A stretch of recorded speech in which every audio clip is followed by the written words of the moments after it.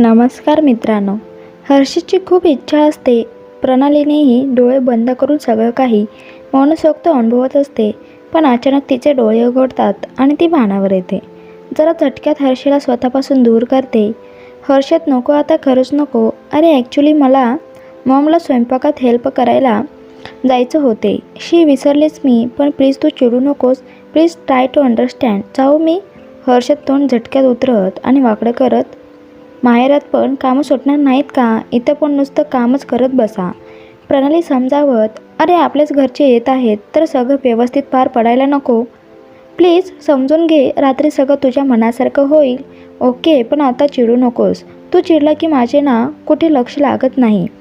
हर्षद उदास होऊनच, बरं बरं जा, करा कामं आणि लावा दिवे. आम्ही बसतो आपल्या अंधारात. प्रणाली लाडात येऊन, ए शोना, तोंड बारीक करू नको यार, हस ना माझ्यासाठी प्लीज. असे म्हणून प्रणाली हर्षदची स्टाईल वापरत त्याला गुदगुल्या करू लागते. आणि काय, साहेब खुदखुदून हसायला लागतात. प्रणाली, हर्षद तू एकटा बसू नकोस, चल खाली बैस. तसेही तू वर इथे आणि मी खाली, माझे नाही लक्ष लागणार. त्यापेक्षा तू खालीच TV बघत बस. तेवढेच डोळ्यासमोर असला म्हणजे जरा बरं वाटतं. हर्षद हसत, आता काय, तुम्हाला करमत नाही म्हणून आम्ही तुमच्यासमोर राहायचं? चांगलेच कायदे कानून आहेत तुमचे. तुमच्या जीवाला चैन आहे ना, आणि म्हण समोर राहा ना. बरं ह्या गरीबाला कपडे ते काय घालायला द्याल की नाही? काय येऊ असेच खाली? प्रणाली डोळे वटारत त्याला T-शर्ट आणि शॉर्ट्स देते आणि दोघेही हातात हात घालून जिना उतरू लागतात. व प्रणाली मध्येच थांबून हर्षदकडे बघत, हर्षद आय एम सॉरी. आता हे आणि कशाला? प्रणाली खाली बघत, ते यू नो, तुझी इच्छा असताना सुद्धा मी तुला नको म्हणाले. सो खरं तर तुला अडवायला मला अजिबात आवडत नाही, पण खरंच नाईलाज होता माझा म्हणून. हर्षद तिच्या हाताला धरून जवळ ओढत, अगं माझं फूल, एवढं वाईट वाटून घ्यायची काही गरज नाही. हां, तू रात्री फक्त आपला तेवढा हिशोब लक्षात ठेव म्हणजे झालं. प्रणाली, जहाँपना आप का हुकुम सर, आंखों पर हम आपको शिकायत का कोई मौका नहीं देंगे. हर्षद खट्टा हसत, काय काय काय मन शिकायत का मौका नहीं देंगे? आगाव कुठची. दोघेही खाली येतात. प्रणाली लगेच हर्षदच्यात सोडून किचनमध्ये जाते. हर्षदही मागे मागे. प्रणाली, मॉम सॉरी, मला वेळ झाला, पण मला जरा झोपच लागली अगं, सो कळलंच नाही की उशीर झाला म्हणून. माधवी तिचं केविलवाणं तोंड पाहून अगदी हसत, अगं इट्स ओके, उलट तू हर्षद केलेला मला आवडल. आणि तसलेही झाले सगळं. पोळ्या चपात्या आणि भाकरी रोजची जेवते वेळी गरम बनवेल. मग आपले हर्षद साहेब बेधडक सगळी पाहणी करू लागतात. ओट्यावर झाकून ठेवलेले पदार्थ उघडून उघडून बघू लागतात. Chicken keema, chicken curry, chicken biryani, chicken lollipop हे सगळं असते. आपले साहेब लॉलीपॉपचा पीस उचलून खाऊ लागतात. बघितलं कसे आहेत आपले हर्षद साहेब, बिनधास्त आणि अगदी बेधडक. एकदा एखाद्याला आपलं मानलं की त्याला अंतःकरणापासून आपलंसं करतात. मग त्यात परका भाव अजिबात नसतो. हर्षदला खाताना बघून माधवी, हर्षद आय होप तुला आवडलं असेल. तुमच्यासारखं झालंय का रे? का काही कमी जास्त झालं आहे? हर्षद खात खात, आई तुम्हाला बघितल्यावर मला नेहमी असंच वाटतं की स्वयंपाक घरचा आणि तुमचा काही पण संबंध नसेल, पण आत्ता जेव्हा तुमच्या हातचं चाखतोय तेव्हा असं वाटतं की चांगलंच येते की तुम्हाला पण. आई, आमच्या घरात सगळ्यात चवण्याचा फक्त मीच आहे, तेव्हा मला आवडलं की समजायचं समद्यांना आवडतंय. कशापायी इतकं टेन्शन घेत आहे? जबरदस्त वास येतोय समद्याचाच काय? तेव्हा कुठे माधवीच्या चेहऱ्यावर हसू येतं आणि ती रिलॅक्स होते. प्रणाली म्हणते, मॉम तू सगळंच उरकलं, माझ्यासाठी काही ठेवलं की नाही? माधवी म्हणते, हो बरी आठवण केली. तेवढी ती दारात रांगोळी काढायची बाकी आहे, तेवढी काढशील? पण येईल ना तुला? प्रणाली हसत, मॉम तुझ्या बेपणला तर सगळंच येतंय म्हणलं, डोंट वरी, करेन मी. आणि प्रणाली रांगोळी काढण्यासाठी बाहेर जाते आणि बरोबर मेन डोअरच्या मधोमध वर्तुळाकार अशी आणि मध्ये वेलकम असे लिहिलेली मोठी रंगीबेरंगी रंगांनी रंगवलेली रांगोळी काढते आणि शेवटच्या काही बोर्डाला रंग देते. तेवढ्यात हर्षद आपले हळूच तिच्या जवळ येऊन बसतात. आपण नॉर्मली जसं रांगोळी काढत बसतो तसेच काहीसं. प्रणाली, हे बघून आलास तू? तरी म्हणलं साहेबांची स्वारी अजून मागे मागे कशी आली नाही? हर्षद ती रांगोळी काढून बघून, अरे वा, एकच नंबर तू काढली होय, वाटत नाही का तुझ्याकडून बघून? बायकोशिवाय करमना म्हणून तिच्या मागे मागे आलेत ते खरं, पण प्रणालीला चिरडीला आणल्याशिवाय त्याला जमतच नसतं. प्रणाली चिडत, हो मीच काढले आहे आणि तुला न वाटायला काय झालं? बघतोय ना डोळ्याने मीच काढते ते. दिसते का तुला दुसरं इथं कोणी? हर्षद मश्किलपणे हसू लागतो, कारण त्याने सोडलेला बाण अगदी निशाणावर जो लागलेला असतो, कारण त्याच्या मॅडमचा बुटुकल्या नाकावर राग जो आलेला असतो. प्रणाली त्याला हसताना पाहून, काय काय हसतोय, काय चेष्टा करतोय माझी? झालं समाधान मला चिरडीनं आणून? हर्षद खट्टाळ हसत, मग काय, बिटुकलं नाक माझे कसलं चमकालंय असे म्हणून प्रणालीला मागून बसल्या ठिकाणी कमरेत हात घालतो आणि गप्प तर कुठे बसतात, फ्लर्ट करू लागतात, जणू बोटांना नुसती वळवळी सुटली. प्रणाली त्याची फ्लर्टिंग बघून, हर्षद झालं का सुरू झाले तुझं? तुझ्या हाताला दम म्हणून नाही बघ, जरा म्हणून तुला गप्प बसवत नाही ना? हर्षद लाडे गातात, मग तू समोर असल्यावर तुझ्या बिगर दुसरं काही सुचतच नाही, दुसरं काही दिसतच नाही, काय करू? तू समोर असल्यावर एकतर तुझी बडबड ऐकायची, नाहीतर तुला छेडायचं, नाहीतर तुझ्यावर तुटून पडायचं, एवढंच माहिती आहे मला. आणि एवढं जमतंय पण आणि आवडतंय पण. तू जवळ असताना कशा पण भान नसतं बघ. प्रणाली कौतुकाने सूर लावून मुद्दाम, अय्या हो, माहीतच नाही मला. मग हर्षद तिच्या हाताला धरून तिच्यासोबत रांगोळीत रंग भरू लागतो. ती लाल रंग भरत असते. तिच्या हाताला हात धरून रंग भरता भरता त्याचे लाल रंगाने माखलेले बोटं तिच्या भाळी भरतो, तर तिच्या बिटुकल्या नाकावर तर तिच्या मौसूद गालावर रंगाची बोटं उमटवतो. हे बघून प्रणाली, हर्षद हे काय करतोय? आता माझा चेहरा रंगाने माखलाय, काय होळी आहे का? गप्प बस, झालेल्या कामाला उगाच उशीर नको करूस. ऐकलं ते आपले हर्षद साहेब कसले? मग काय, प्रणाली मॅडम गप्प बसणाऱ्यातल्या होत्या का? तेही आपल्या हाताचा रंग हर्षदला लावू लागते, पण आपले साहेब पक्के. प्रणाली वेडे, चक्क ते रंग आनंदाने लावून घेतात. घ्या, बसल्या ठिकाणी एकमेकांसोबत आनंदाने वेळ कसा घालवायचा हे खरं तर यांच्याकडून शिकलं पाहिजे. कब भला अब ये वक्त गुजरे, कब पता चलता ही नहीं, जब से मुझको तू मिला है, होश कुछ भी अपना नहीं. रांगोळी राहिली बाजूला, बसल्या ठिकाणी दोघेही होळी साजरी करतात. एकमेकांच्या चेहऱ्यावर लाल रंगापासून वेगवेगळ्या पोजचे फोटोज काढू लागतात आणि ह्या अविस्मरणीय क्षणाला आपल्या फोटोत कैद करतात. नशीब आहे बाई प्रणालीचं, कारण असे प्रेम तर केवळ नशिबानेच घ्यावं लागतं. रंग फसण्याच्या नादात दोघांची पाठशिवणी सुरू होते. ही पुढे तो मागे, तो मागे ही पुढे. पळत पळत मागून साहेब कचकन तिला कमरेत धरतात आणि गोल फिरू लागतात. ती आनंदाने गोलगोल राणे तशा प्रकारचे फिरू लागते. Just like that, just for example. हे अशा प्रकारे धरून तो तिला गोल फिरवत असतो.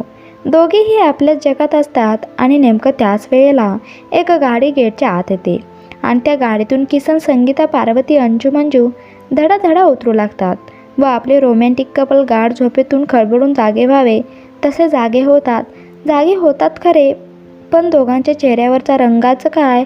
त्यांना अचानक पाहून त्यांच्या चेहऱ्यावरचा रंग उडतो. त्यांचं काय? पण आपली प्रणाली भोळी, ती लगेच जाऊन पार्वतीला मिठी मारते आणि लगोलग संगीतालाही. ते सगळेजण फक्त प्रणाली आणि हर्षदकडे पाहत राहतात. त्यांच्या चेहऱ्यावरील प्रश्नार्थक भाव पाहून ते काही विचारतील ह्याच्या आतच हर्षद आपलं तोंड आपल्याच हाताने पुसत. त्यावेळी मॅडमच्या लक्षात येतं की चेहऱ्यावर रंग आहे म्हणून ती लाजेने खजील होत असते. तोच हर्षद, असे काय बघताय, भूत बघितल्यागत?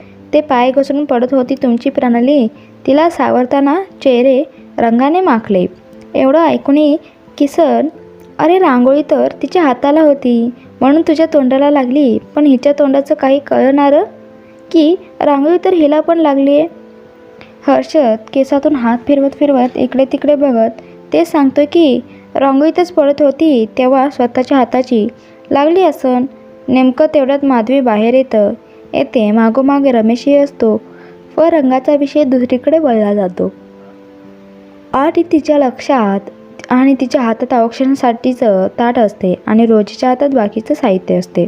मग माधवी एका पाठोपाठ एक असे सगळ्यांचा पायावर दूध पाण्याचा अभिषेक करते, तर रमेश ते पाय पाठोपाठ पुसून काढतो.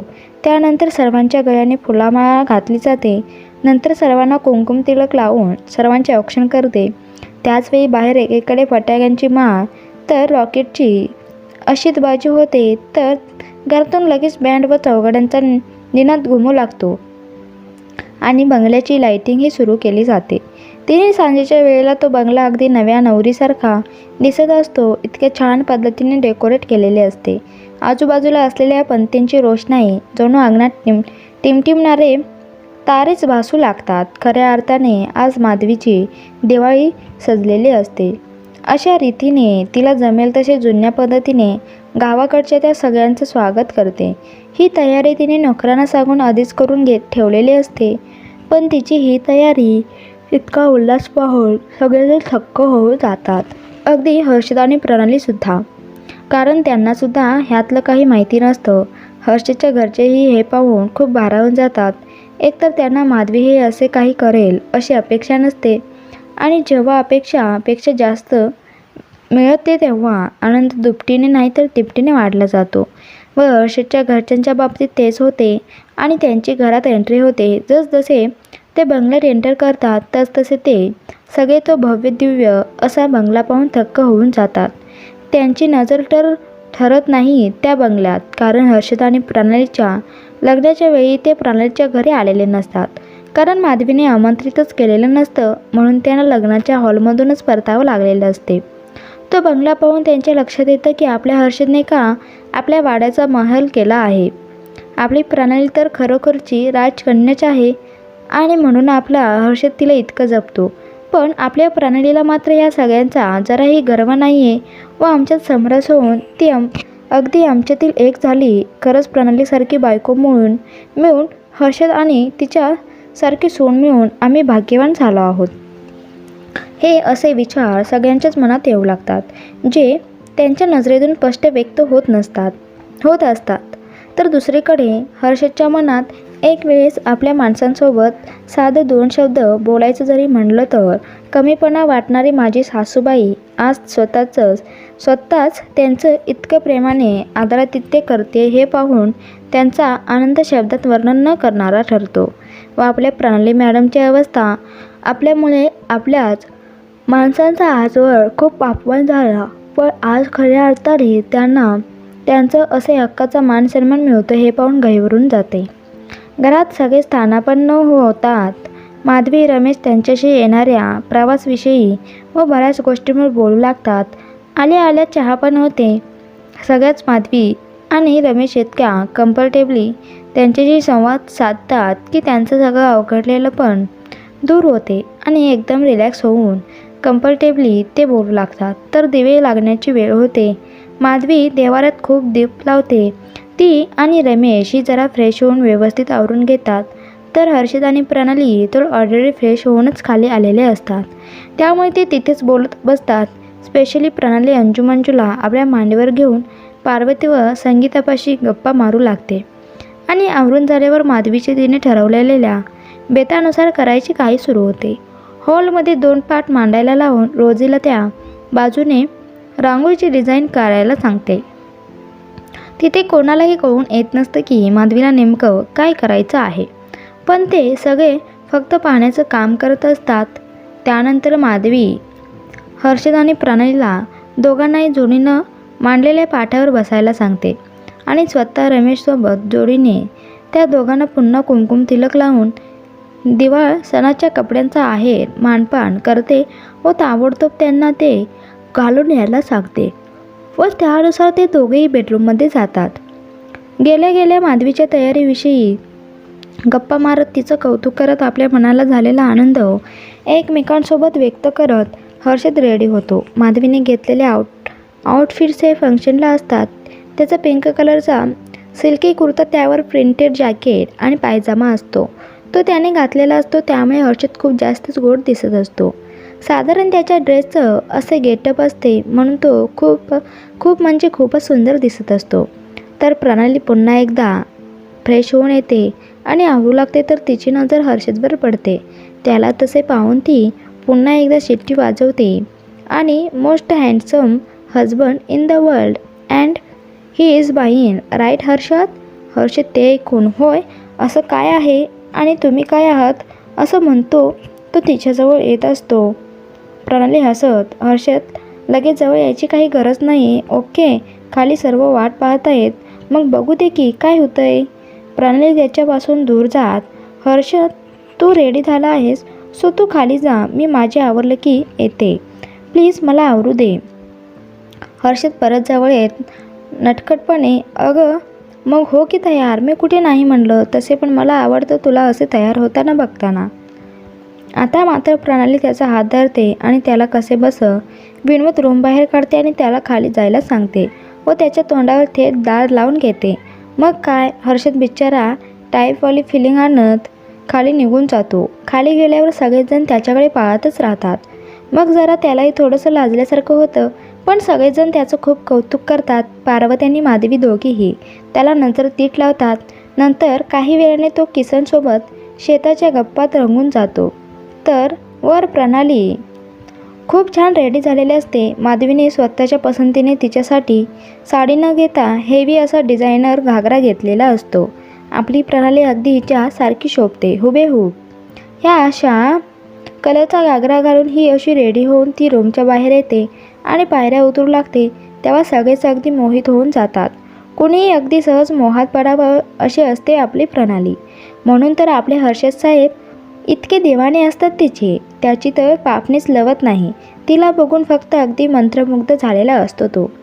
तेरे साथ साथ ऐसा कोई नूर आया है, चांद तेरी रोशनी का हल्का सा एक साया है, तेरी नजरियों ने दिल का किया जो हशर असर ही हुआ, अब इनमें ही डूब गए को जाऊं पर ये नहीं दुआ, आँखों में तेरी अजब सी आदा है, दिल को बना दे जो पतंग, सासों से ये तेरी वो हवा है. बिचाऱ्यांचे हाल ना वरील गाण्याला हुबेहूब सूट होत असतात. असो तर दोघेही पाठावर बसतात. माधवी पुन्हा त्यांना कुंकू लावते, प्रणालीची ओटी भरते, दोघांना एकत्र औक्षण करते. प्रणालीसाठी आणलेले दागिने तिच्या गळ्यात सजवते, तर हर्षदसाठी तिने आजवर स्वतःहून काहीच घेतलेलं नसतं. लग्नातसुद्धा ती कुठल्याच खरेदीला आलेली नसते. मग हर्षदसाठी काहीच घ्यायचं तर लांबच राहिलं आणि हर्षदने त्यावेळी माधवीची इच्छा ओळखून एंगेजमेंट रिंगशिवाय दुसरं काही स्वीकारलेलं नसतं. ही पहिलीच वेळ असते की तिने स्वतःहून इतके प्रेमाने त्याच्यासाठी काहीतरी घेतलेले असते. आधी माधवी तिने जे सोन्याचं कडक घेतलेलं असते ते हर्षदच्या हातात असते. ते बघून हर्षद, आई हे कशापायी, म्हणजे मला या संधीची सवय पण नाही आहे आणि आवड पण नाही आहे. तुमचा आशीर्वाद आहे तोच महत्त्वाचा आहे माझ्यासाठी. माधवी म्हणते, हर्षद माझा आशीर्वाद तर सदैव तुझ्या पाठीशी आहे, पण हे माझे प्रेम आहे त्याला तू मला माझ्या पद्धतीने व्यक्त करू दे. खरं तर ब्रेसलेटच घेणार होते, पण म्हणलं तुझ्या कणकण हातात कडच शोभून दिसेल म्हणून मग हे घेतलं आणि हे सुद्धा घेतले, उघडून बघ तुला नक्की आवडेल. हर्षद हसत ते पॅकिंग केलेलं छोटंसं बॉक्स उघडून बघतो तर त्यात एक लॉकेट असते आणि त्याची एक स्पेशलिटी असते. ते बघत हर्षद, अरे वा, चेन, आणि हे काय आहे, ह्यावर तर प्रणाली असे लिहिलं आहे. त्या पेंडेंटवर प्रणाली हे नाव कोरलेलं असतं. माधवी म्हणते, हर्षद मी आजवर तुला नेहमी प्रणालीपासून तोडत आले, पण आज मी ह्या रूपात तुला तुझी प्रणाली देते आणि तेही अगदी कायमची. ते लॉकेट बघून माधवीच इमोशनल फुल बोलणं ऐकून हर्षद, खरं तर मग सोन्याची आवडच नाही आहे, पण ह्यावर तुम्ही प्रणाली नाव कोरून ह्या लॉकेटला जगातली सर्वात मौल्यवान वस्तू करून ठेवलं आहे माझ्यासाठी. आता हे कायम माझ्या गळ्यात राहणार, ते पण माझ्या हृदयाजवळ. असे म्हणून ते लॉकेट प्रणालीच्याच हातून घालायची इच्छा व्यक्त करतो. मग काय, प्रणाली सर्वांसमोर लाजत लाजत ते हर्षदच्या गळ्यात घालते आणि त्याचे खूप फोटो होतात. त्यानंतर पार्वती, संगीता, किसन, अंजू, मंजू सर्वांचाच सन्मान होतो. माधवी आणि रमेश मिळून दोघेही आणलेल्या कपड्यांचा आणि त्याचसोबत आणलेल्या दागिन्यांचाही मानपान होतो. माधवी आणि रमेश यांचीही इतकी आपुलकी, इतका आदर बघून हर्षदच्या घरचे भावनिक होऊन जातात. इतकं आदरातिथ्य बघून त्यांना तर उमगतच नसतं की काय बोलावं, काय म्हणावं. अगदी पहिल्यांदाच दोन्ही फॅमिलीज अशा पद्धतीने एकत्र आलेले असतात आणि तेही इतक्या प्रेमाने. त्यामुळे खूप म्हणजे खूप फोटोज होतात. त्यांच्या एकमेकांसोबत खूप गप्पाही रंगू लागतात आणि हा सगळा कौतुक सोहळा हर्षद आणि प्रणाली थोडंसं दुरून बघत असतात. ते बघून दोघांच्याही तोंडूतून शब्दच फुटत नसतो. सारे भाव हे आपसुकच डोळ्यातून बाहेर पडत असतात. कारण अगदी साऊथ पोल आणि नॉर्थ पोल असणारी दोघांचीही फॅमिली आज सगळा कडवटपणा विसरून आनंदाने एकमेकांशी संवाद साधत आहेत, हितगुज करत आहेत. हे खरंच त्या दोघांसाठी अद्भुत आणि अविस्मरणीय अनुभव असे असते. माझ्या घराचं गोकुळ झालं, मन आनंदानं नालं, जशी अमृताची धारण माझा सोन्याचा संसार, राजा राणीचा दरबार. हे सगळं बघून हर्षद आणि प्रणाली दोघेही परमोच्च असा आनंद जगत असतात. प्रणाली म्हणते, हर्षद हे सगळं फक्त तुझ्यामुळं झालंय. तू जर मला समजावून इथे आणलं नसतं तर आज आपल्या वाट्याला हे सुखाचे सोनेरी क्षण कधीच आले नसतात. तू नेहमीच इतका खोलवर विचार कसा काय करू शकतोस? केवळ तुझ्या निर्णयामुळे आज आपण सगळेच एका धाग्यात जोडले गेलो आहोत. दोन दोन कुटुंब आज अशा पद्धतीने एक झाले आहेत. ते दोन परिवार नसून एकच वाटत आहेत. तू खऱ्या अर्थाने एक हिरो आहेस, ज्याच्यासाठी सगळं काही शक्य असते. Nothing is impossible for you. माझ्या आयुष्यातला हिरो, माय रिअल हिरो.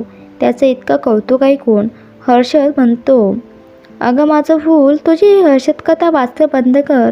ते काय आहे ना, तुला तुझ्या हर्षदचं अति म्हणजे अतिच कौतुक आहे म्हणून बोलायचीस. हर्षद तर फक्त तेच करत असतो जे न्यायानं, नीतीनं आणि नात्यानं योग्य आहे. आपला मार्ग जर भला असन तर त्याचे परिणाम कसे ग वाईट होतील? तेव्हा आता हे शाब्दिक कौतुक पुरे करा आणि जरा गोडधोडाचं ते बघा काही तर. प्रणाली त्याचं रोग होऊन, हो आता येते, ह्या क्षणी ते ही सगळे असताना तुला केस हवे? Then okay, I don't mind, मी करू शकते तुला, थांब करतेस तुला. हर्षद तिचा उत्साह बघ, माझी मोहिनी, इतक्यातच कामिनी व्हायची गरज नाही आहे तुला. मी तुला आपलं उगं खवळत होतं. हे दोघं बोलत असतात तर माधवी सगळ्यांच्याच कौतुकाने आग्रहाने फटाके फोडण्यासाठी बाहेर घेऊन जाते आणि तिथे एकमेकांसोबत वेगवेगळ्या प्रकारचे फटाके फोडताना खूप सारे धमाल होते. सगळे खूप आनंदी असतात. पण या आनंदी आनंदाकडे इकडे तिकडे चोहीकडे या वातावरणात एक गोष्ट खट्याकण्यासारखी असते. ते म्हणजे इतरांच्या लक्षात आलेलं नसतं, पण हर्षदनं हेरलेलं असतं की रमेश फोटो सेशनमध्ये थोडंफार फोटोज काढून गायब आहे आणि सगळ्यांसोबत बाहेरही तो आलेला नाही आहे. म्हणून बघावं तरी रमेश कुठे आहे. म्हणून हर्षद तिथून हर्षदच्या घरात जातो तर तो नसतोच, कारण तो केव्हाच त्याच्या रूममध्ये निघून गेलेला असतो. म्हणून हर्षदही त्याच्या रूममध्ये जातो. आता जातो तर काय, हर्षदला जे दिसतं त्यावर त्याचा विश्वास बसत नसतो. रमेश त्याच्या छातीवर हात ठेवून खाली कोसळलेला असतो आणि तेही बेशुद्ध अवस्थेत पडलेला असतो. हर्षद ते बघून धावतच रमेशजवळ जातो. पालत्या पायावर बसून त्याचं डोकं आपल्या मांडीवर घेतो. त्याच्या गालाला हाताने हलवून उठवण्याचा प्रयत्न करत असतो आणि रमेशची काही हालचाल होत नाही हे बघून हर्षद खूप मोठ्याने किलचांडत, बाबा बाबा. हर्षदचा हंबरडा ऐकून सगळेच घाबरून धडपडत आत खोलीत येतात. पाहून सगळेच थंडगार पडतात. अचानक आनंदाच्या वातावरणात एक प्रकारचा बकासपणा जाणवू लागतो. सगळेच खूप शॉक्ड झालेले असतात. ते बघून प्रणाली मोठ्याने बोलून, डॅड डॅड, आणि माधवी रमेशला तसे निपचिप निस्तेज पाहून मोठ्याने हुंकार देते, रमेश, आणि स्वतः जागी उभ्या उभ्या चक्कर येऊन खाली जमिनीवर कोसळते. प्रणाली हे बघून पटकन उठून माधवीकडे जाते. तिचं डोकं आपल्या मांडीवर घेते आणि तिला उठवण्याचा प्रयत्न करत असते. मॉम मॉम उठ ना, तुम्ही दोघे माझ्यासोबत हे असं नाही वागू शकत. मला नाही सहन होणार. प्लीज उठ, प्लीज मॉम. काय होऊन बसलं हे सगळं? आता तर सगळे किती आनंदात होते आणि अचानक असे घडावं का नाही? ती वारंवार हर्षद आणि प्रणालीची परीक्षा घेते. कितीतरी अथक परिश्रमातून आता कुठे सगळं व्यवस्थित सुरू झाले होते आणि या काळाने असा अचानक घाव घालावा यांच्यावर. काय करेन हर्षद? कसा सावरेल तो ह्या परिस्थितीला आणि प्रणालीला? आणि प्रणाली ती कसे सहन करेन हे सगळं ते पाहूया पुढील भागात. तर मित्रांनो, तुम्हाला ही कथा कशी वाटली ते नक्की मला कमेंटमध्ये सांगा. आणि तुम्हाला आवडली असेल तर नक्की लाईक करा, शेअर करा आणि या चॅनेलला सबस्क्राईब करा. धन्यवाद.